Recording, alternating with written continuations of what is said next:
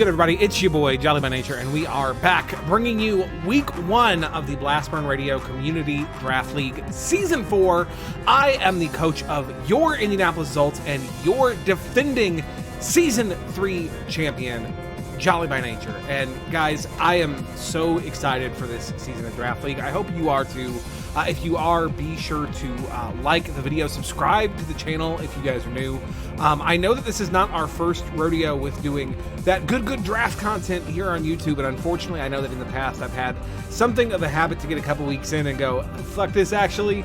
A lot of that has had to do with just content creation burnout in general, so I'm real sorry for you guys that I didn't post the entirety of our Season 3 journey last season, especially because it turned out to be such a wild ride, especially at the end, but we're going to do our best to stay on top of the ball and keep going all the way through this time.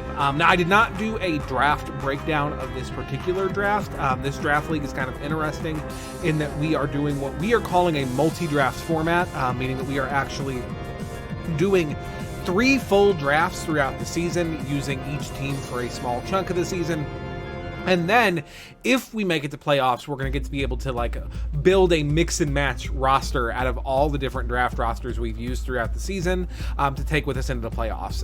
It's a format that I have seen other leagues use. We certainly didn't come up with it. And I apologize because I could not for the life of me find the name of the league that I was introduced to this concept through. I would love to credit you guys, but I'm honestly drawing a blank. If you know who's done this before us, then give me a shout so that I can shout them out, please. But we are doing power rankings. In fact, the first Invitational Draft Power Ranking should be live on the channel already, and I'll talk a little bit about my team and what I drafted and why I did there, although, of course, I'm not going to say everything because guess what? The people that I play are probably watching these videos, and I would rather not give them literally my entire strategy on a paper plate. So yeah, but today, guys, we are here to take on our good friend Stitchlax and her mighty Munchlax. Now Stitch is a phenomenal competitor. I feel like there's a couple of tiers of overall skill level like in the community when it comes to like draft and tournament content, and I feel like me and Stitch are overall really well matched. Historically, I think I definitely have the edge in terms of win-loss record, but like even in matches that I win against Stitch in, like it's never like I never run away with it. Certainly, it's always a very close and hard-fought victory, and I am sure that even if we are able to pull one out this week, it will absolutely be the same. Now, Stitch has a really cool and interesting roster that she has drafted. I think this is maybe my favorite roster that anyone drafted this initial draft round this season. I don't think it is the strongest on paper for a couple of reasons, but I just really fucking love it. I dig it a lot. Stitchlax's team, as you can see on your screen, consists of Celesteela, Scolipede, Dracozolt, Hippowdon, Tornadus, Vaporeon, Grimmsnarl, Sceptile, Hitmonchan, and of course that cheeky mascot pick of Munchlax. This is a really cool team. I think that Celesteela, Dracozolt, and Hippowdon complement each other absolutely phenomenally. Celesteela is an incredible Pokemon, just in general. Like, it's so fucking good. It can run offensively and be a win condition. It can run defensively and be like a defensive backbone of your team, or somewhere in between. It has so many uses. It's so versatile, and it's always a problem. It's always something you have to prepare for. Obviously, only 2 glaring weaknesses in Fire and Electric. That Electric obviously is an immunity for the Hippowdon, which is a phenomenal defensive piece that complements the Celesteela very well. Obviously, the Sand from Hippowdon not damaging the Steel-type Celesteela. Electric also quad-resisted by the Dracozolt, which also resists Fire. And then Dracozolt having access to the Sand Rush ability, doubling its speed in the Sand. I think maybe For my money, Dracozolt might just be the best weather sweeper in Pokemon right now, if only because it doesn't share any level of typing with any of the sand setters. It's not a rock type, it's not a ground type. And that means that it's a little trickier to prep for. Now, obviously, the problem with Hippowdon Dracozolt in particular is that they're both weak to ice, but again, Celesteela is not. That honestly is actually probably one of the few weaknesses that I would really point out on this team, is that it's crying out for a strong fire type. With that shared weakness to ice between Hippowdon and Dracozolt, like a really strong fire type with good bulk. Something like an Entei, I think, would be just chef's kiss. Just really put it over the top. But we do have some really strong options overall throughout the rest of the team.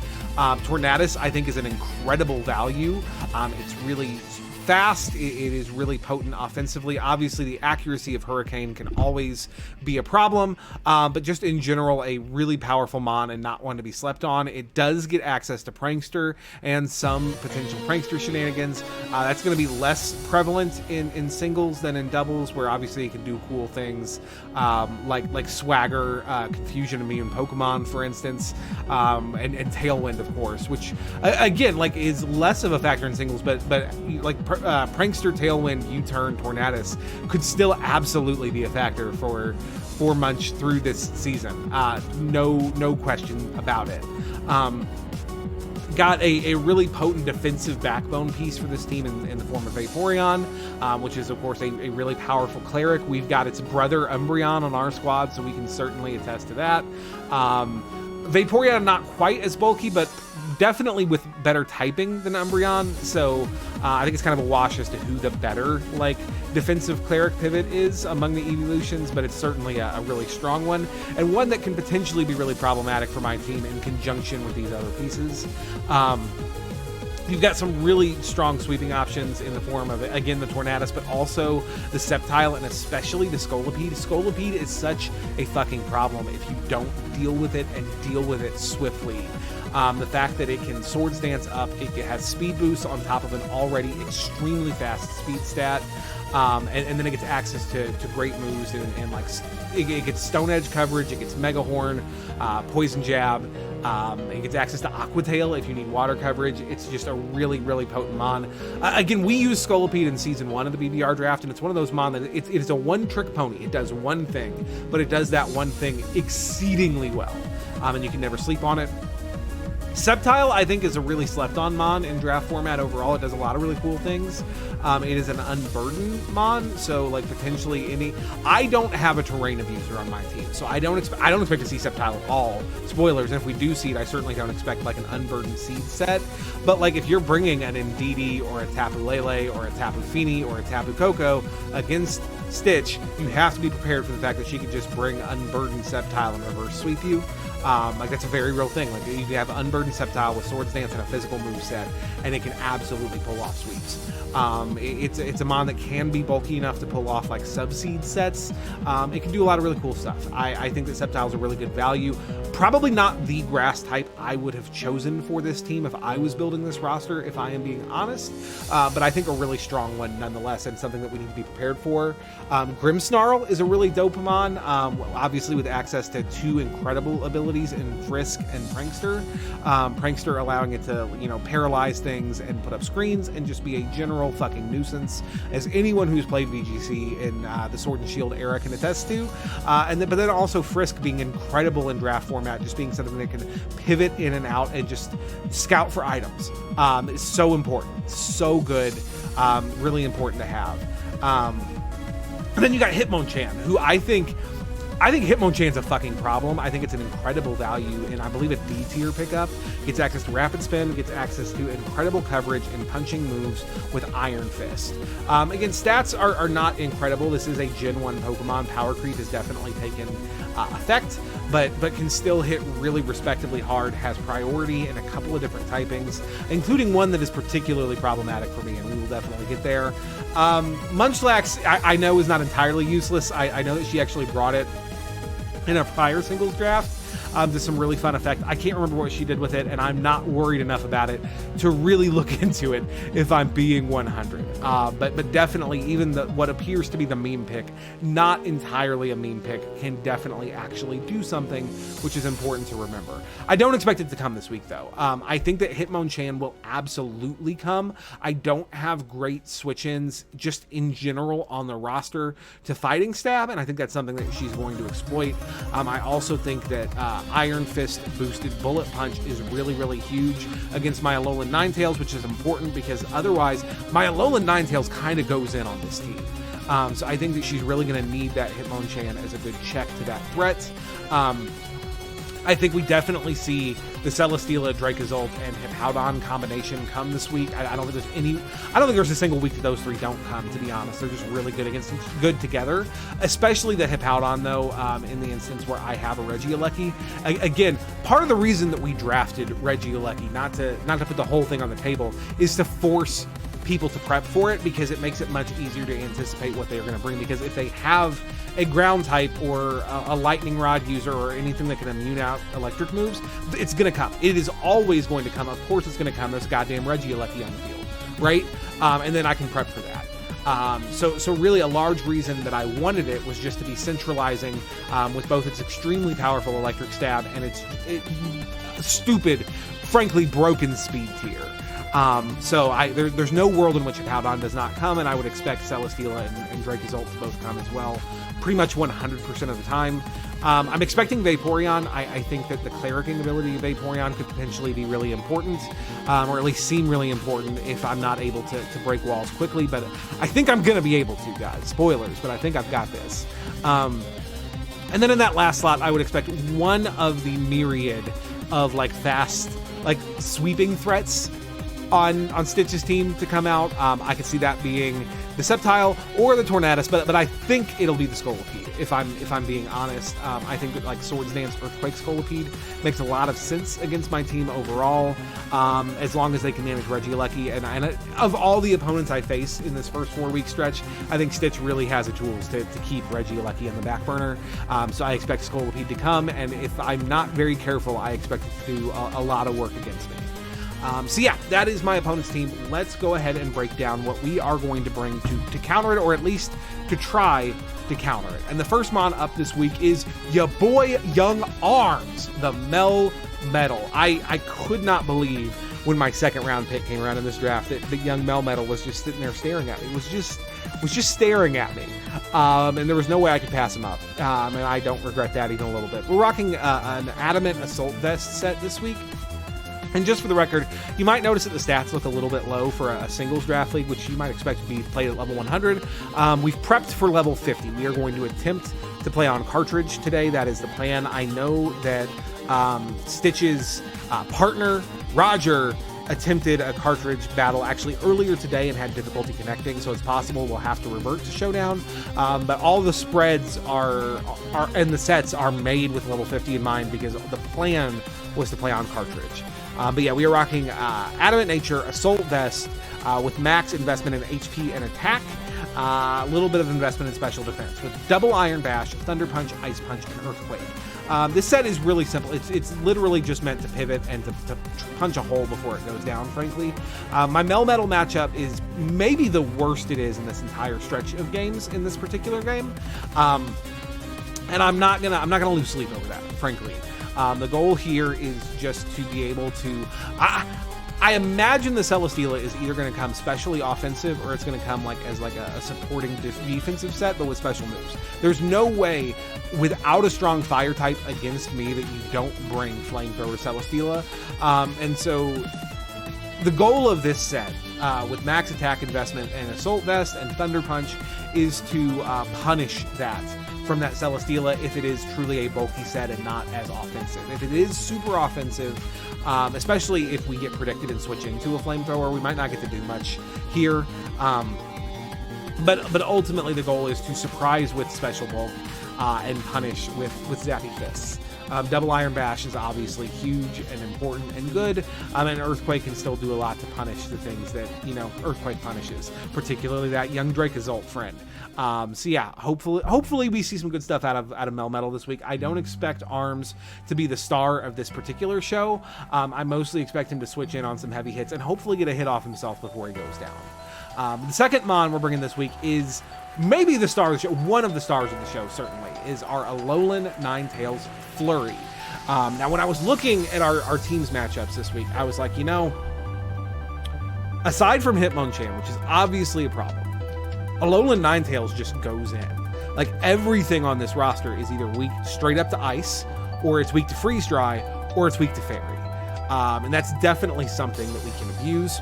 The second thing I noticed, and this is important, is there's a huge gap in the speed tiers on the Mighty Munchlax roster. In fact, that's probably, I would argue that's the single biggest weakness of that roster, is there is, here, actually, let me, no, I'm not gonna, because it's gonna mess up the screen. It's fine. There is a range between the Tornadus, I believe, and Hitmonchan. So like between like 109 or 105 and 75, where there's just nothing in between there whatsoever, which meant that I could run modest Ninetales with a fairly modest amount of speed investment and outspeed the fastest thing that I was ever going to outspeed without a Choice Scarf. And under different circumstances, I might be tempted to just scarf it and go fast like Sanic. But I really want the extra oomph behind my attack, specifically behind that Blizzard. So we're running a modest choice specs set, specifically for Hippowdon. The goal here is to get Hippowdon to stay in, think it can take one, and just absolutely not. Because really, in my opinion, Hippowdon is the backbone of my opponent's team, and if I can get rid of it, it becomes much easier to pick the rest of the team apart. The investment here, however, is really, really important, because with the 164 points invested into HP, I should be able to live most bullet punches from most Hitmonchans. Hitmonchan needs to be adamant banded to have, I believe, a guaranteed one-hit KO off of bullet punch, but even Jolly Banded has, I believe, a fairly disadvantageous role to get the OHKO, which is definitely something that I appreciate. So under the right circumstance, if it becomes worth it to take that risk, we can. But we are rocking a choice spec set, Snow Warning, with Blizzard, Freeze Dry, Moonblast, Encore. It's the first game of the season. I'm hoping that Stitch is going to see Ninetales at Team Preview and be like, okay, well, it's here for weather control against my Sandcore. It's here probably to set Aurora Veil, whatever. And just get absolutely mollywopped. Not expecting the offensive potency that this thing brings. Again, we're rocking Encore in the fourth slot just because I don't really have a better fourth move. There are circumstances, like if someone tries to set up in my face, where it might be advantageous to Encore the mana and just switch out, or if I get my choice specs knocked off. But just in general, Flurry is here to punch big holes for the late game, and we have a particular sweeper in mind for that late game. And it is not our next Pokemon, because our next Pokemon is McQueen, good old Lightning McQueen, gotta go fast, Ka-chow, the Regieleki. We are rocking a Timid set Transistor with Light Clay. And we're rocking a lot of speed investment, guys. We're rocking enough speed investment here that we should outspeed Dracozolt in Sand, which is wild. It's fucking buck wild how fucking fast Regieleki is. But because we're not rocking Aurora Veil this week, we do still want screens. And so I felt like a screens Aleki really made a lot of sense here. Again, it forces the Hippowdon out, which puts the Hippowdon in positions where I can hopefully take advantage of a bad read and remove it. Without Regieleki, Hippowdon can play it safe and can be preserved for a Dracozolt in-game. With Regieleki, Hippowdon has to come out. And that's kind of what I'm banking on here. We went max HP investment, a lot of speed, a little bit of special attack with dual screens. We got Rapid Spin on the set and Volt Switch. And Aleki is basically our dedicated lead in this matchup. There are potentially circumstances where I might be tempted to lead Flurry, but generally I'm going to lead Regieleki. Count on the Hippowdon coming right out when it sees me, and setting up a screen in its face before hard swapping But yeah, Aleki is in a position where it can potentially come in and do like big damage, big work once Hippowdon goes down. But at the very least, if it can just lure Hippowdon out so that it can be taken out, it will have absolutely done its job. The next member of the team this week is our Umbreon Crocker, our good throwback to our Platinum Nuzlocke series. You love to see him.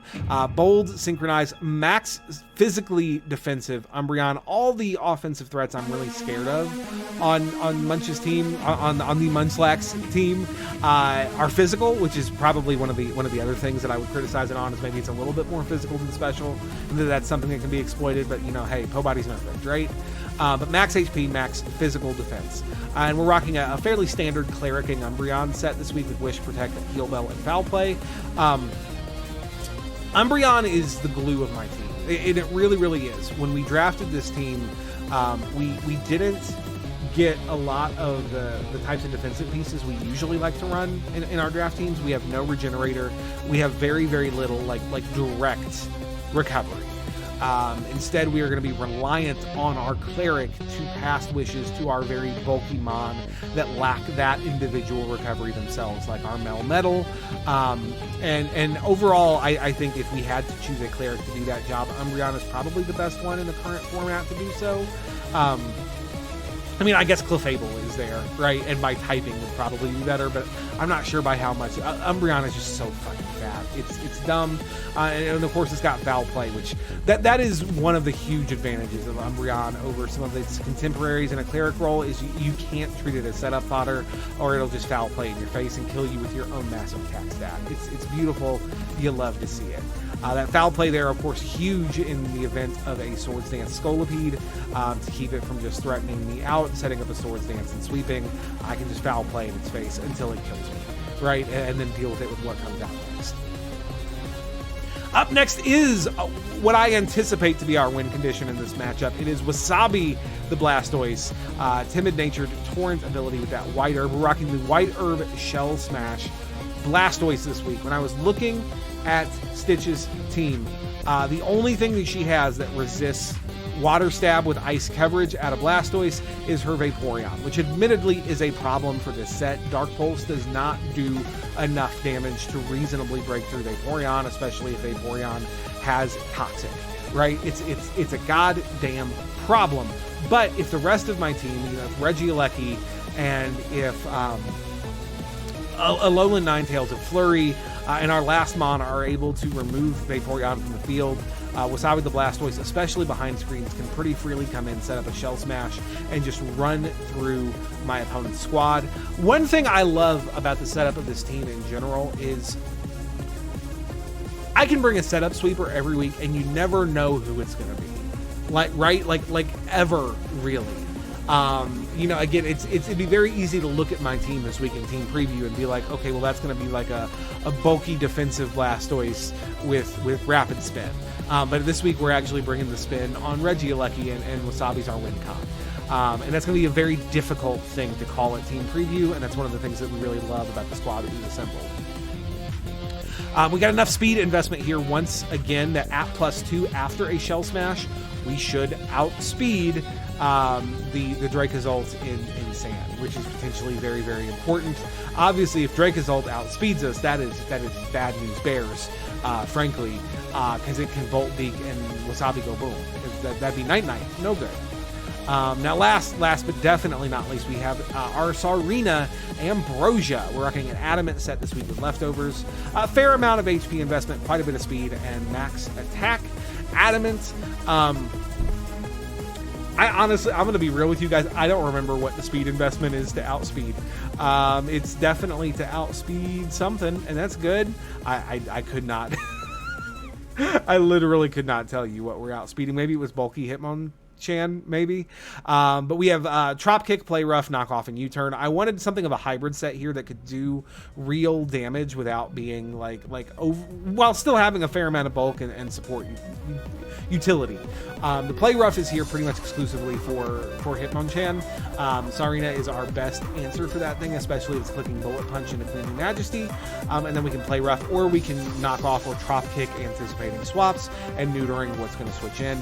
Of course, we have that U-Turn U-turn option, which is really, really huge, frankly. We can threaten things out and get momentum on the slow turn. So yeah, that's the team that we're bringing this week. I'm really proud of this team. I'm really proud of this draft. And I'm really excited for this season, so I hope that you guys are too. I'm going to go ahead and hook up with our opponent, and we will be right back with the battle. So stay tuned, guys. All right, guys, here we go. And not quite the team we were expecting to see, mostly the team we were expecting to see. We see no Scolipede, and we see both Thunderous and Sceptile. Who was the other Mon we were expecting to come that didn't come? I can't even remember now off the top of my head. We were... Oh, no Hitmonchan. Let's fucking go for no Hitmonchan. All right. Well, I think hit our opponent with the good luck, have fun, or they hit us with the good luck, have fun. Rather, let me fix my screen all. There we go. That's better. I think we're gonna go ahead and lead Alecki here. That was the downside of leading Alecki, right? We'll just hard into Sarina there. There we go. That's fine. And then I think we just U-turn out. I fully expect a swap from the Hippo here.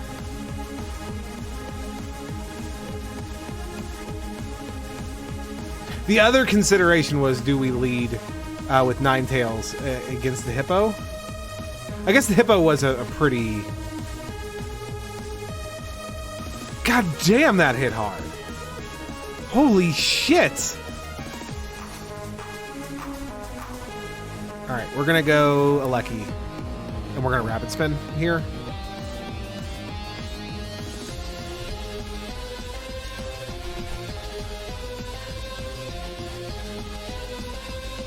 Here we go. No more rocks.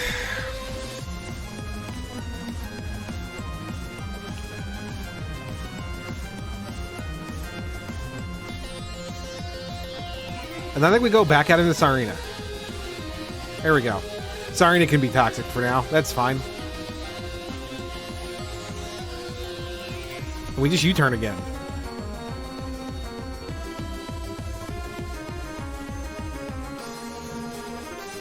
Yeah. Oh, this is perfect. This is actually perfect. Holy shit. Oh! I see what happened.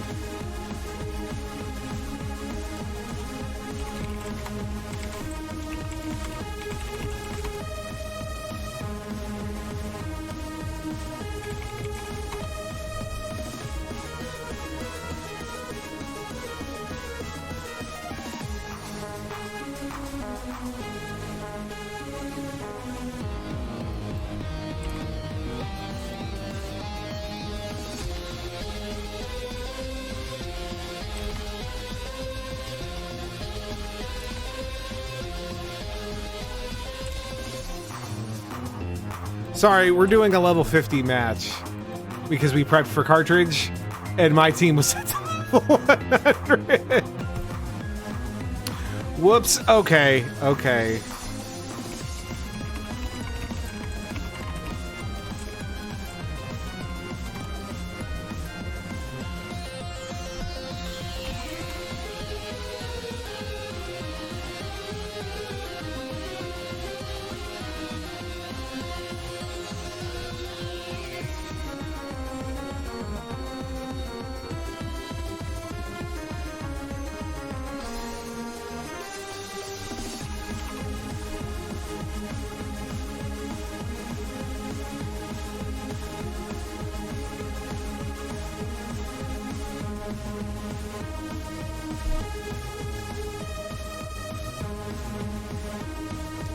All right, here we go.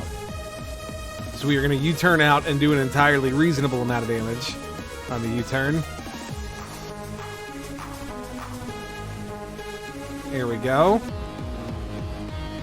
We'll go Alecki.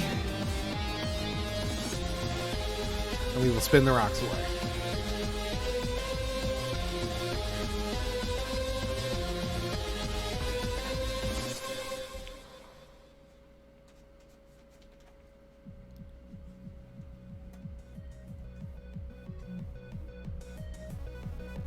Here we go.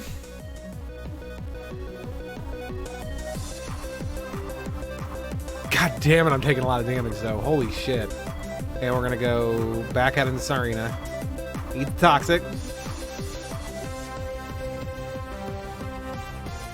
We're going to U-turn one more again.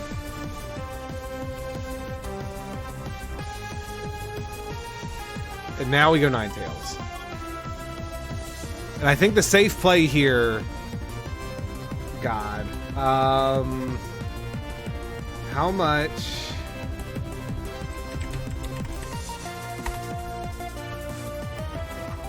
Okay. We're gonna click freeze dry because there's no safe there is no switch in. Yeah, that was the best possible switch in, and it still wasn't good. We're gonna hard out into Melmetal.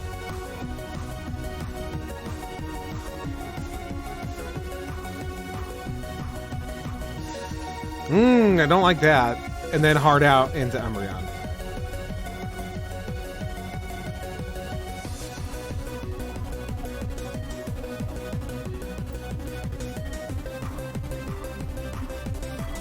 Take a turn to Heal Bell.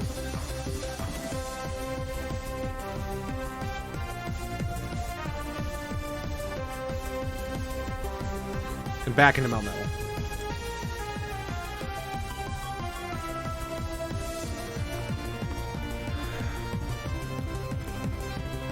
We're gonna Thunder Punch here. And do a ton of damage. Oh, not a ton of damage after the burn, though. Oh, the crit helped. That's unfortunate.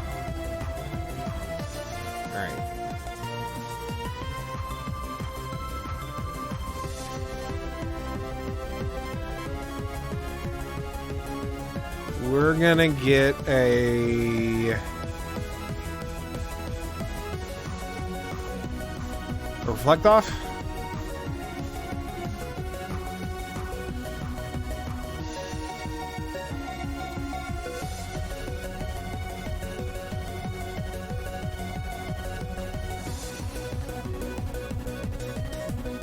Here we go.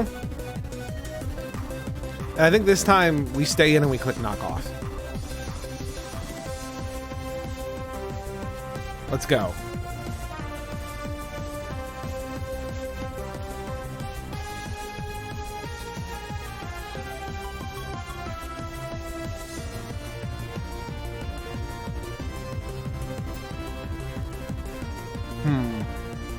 Behind Light Screen.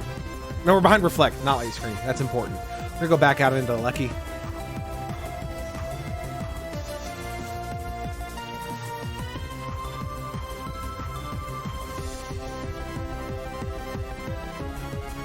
I think we're gonna stay in and spin.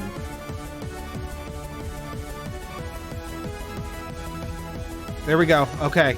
The Lucky goes down, but I'm actually really okay with that because now...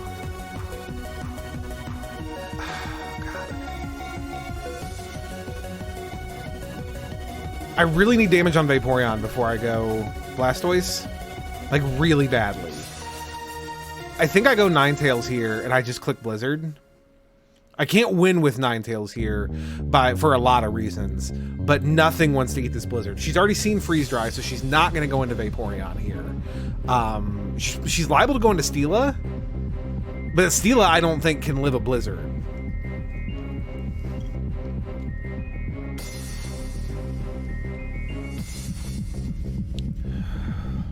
Stayed into Hippowdon. Let's go. Which means there will not be any sand for Dracozolt.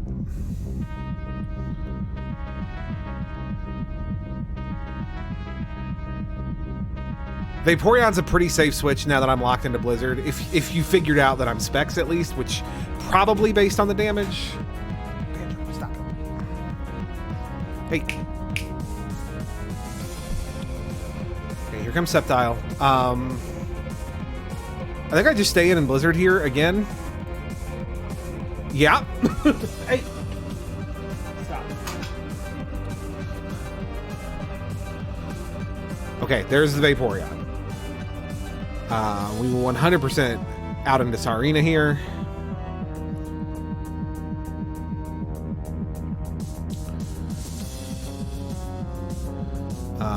We will knock off this turn.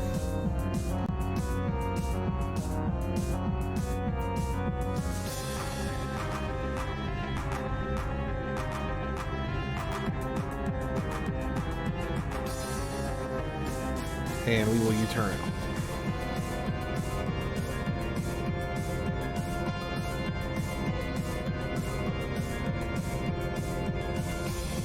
Let's go. Now I can pretty safely click freeze dry. Especially since the hail's gone because of the way that landed, but nothing can switch into this freeze dry. Let's go. I might be able to just sweep with Ninetales' freeze dry here. And now Blastoise can set up pretty freely. If I need him to, even. Oh, Specs is gone. Well played.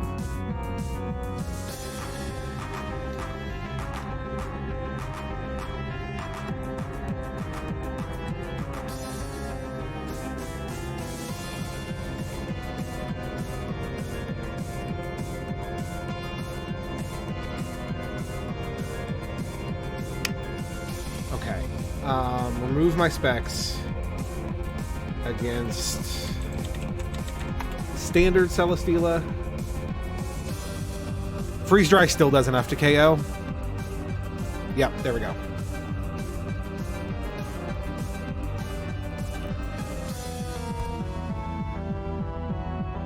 And we'll Moonblast.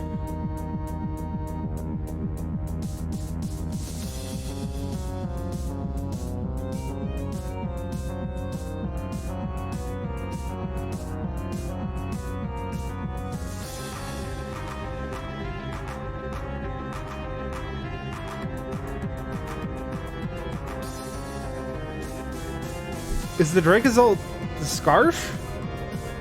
I don't understand the hesitation otherwise.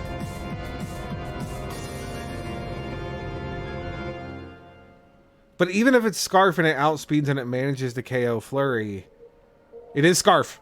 Haha. Well, there you have it. All right, guys. Well, that is our week 1 battle, picking up a dominating 4-0 victory in week 1, showing why Alolan Ninetales was worth that number 1 pick for you, boy. Putting in the finest of work, getting all 6 of our KOs this week. But yeah, that's going to be it for today, guys. As always, I have been Jolly by Nature. Thanking you so much for watching. See y'all next time. Hey, what's up, everybody? You made it to the end of the video. That is so awesome. Thank you so much for spending some time with us.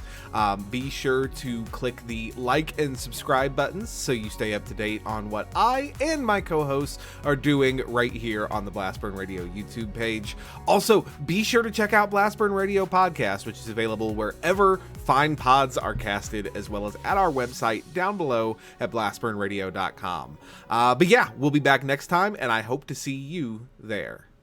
Take care.